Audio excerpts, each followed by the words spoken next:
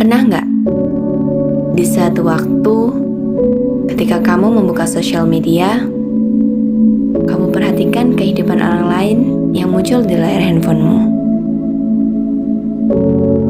Ada dari mereka yang ngepost kalau mereka keterima di universitas yang mereka inginkan, keterima di sebuah perusahaan ternama, bisa jalan-jalan ke luar negeri, dan ada yang ngepost kalau mereka bisa membeli barang yang mereka inginkan. Lalu hatimu mulai berbicara.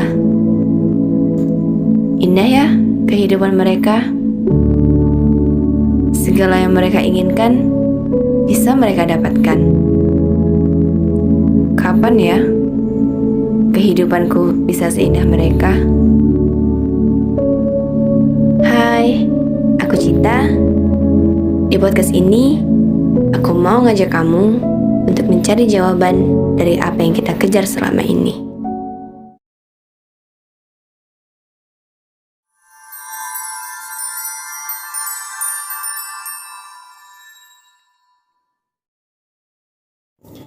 Kapan ya aku bisa bahagia? Kok aku masih belum bahagia ya?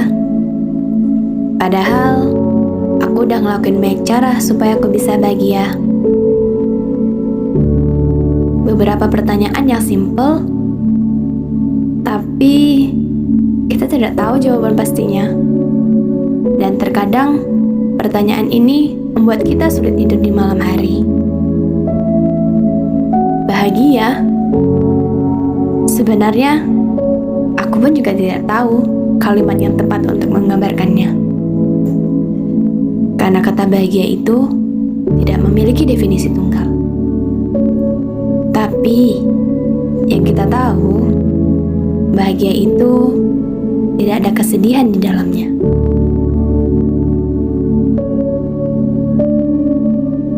Daniel Kahneman, beliau merupakan peraih Nobel, mengatakan, banyak dari kita tidak menyadari kalau sebenarnya yang kita cari, sebenarnya yang kita kejar itu bukanlah kebahagiaan atau happiness. Karena menurut beliau, bahagia adalah perasaan gembira sementara saat kita melakukan hal yang menyenangkan. Perasaan gembira sementara. Jadi, kalau hal yang menyenangkan itu udah berlalu, perasaan gembira kita pun juga ikut berlalu. Tapi, yang sebenarnya kita inginkan dalam hidup kita adalah perasaan lega, perasaan bebas, dan cukup akan apa yang kita punya. Atau yang Daniel Kahneman sebut juga dengan kepuasan hidup or life satisfaction. Awalnya, aku tidak setuju dengan pendapat ini. Karena menurutku, hidup yang baik, ya hidup yang bahagia. Namun, setelah aku pikir-pikir lagi, benar juga ya. Yang aku inginkan itu rasa puas dalam hidupku. Kamu juga ngerasa gitu juga nggak? Dalam buku Seven Laws of Happiness, ada dua hal yang terkait dalam kepuasan hidup, yaitu enjoying atau menikmati, dan wanting atau menginginkan. Kita bisa mencapai kepuasan hidup ketika kita selalu meningkatkan enjoying. Enjoying di sini bukan hanya sekedar menikmati, tapi membuka mata lebar-lebar untuk menghayati dan memperhatikan setiap apa yang kita miliki dan yang kita punya. Lalu, menurunkan wanting atau bahasa yang sering kita dengar adalah ekspektasi.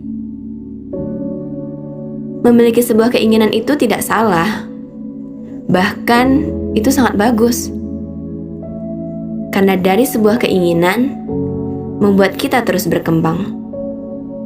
Hanya saja, jika yang kita perhatikan hanya keinginan kita, tanpa kita menikmati apa yang selama ini sudah kita punya, itu hanya membuat hidup kita merasa tidak akan pernah puas. Coba deh, sejenak kita hilangkan segala keinginan kita hilangkan segala ekspektasi kita perhatikan sekeliling kita. Bukankah apa yang kita miliki sekarang adalah keinginan kita di masa lalu?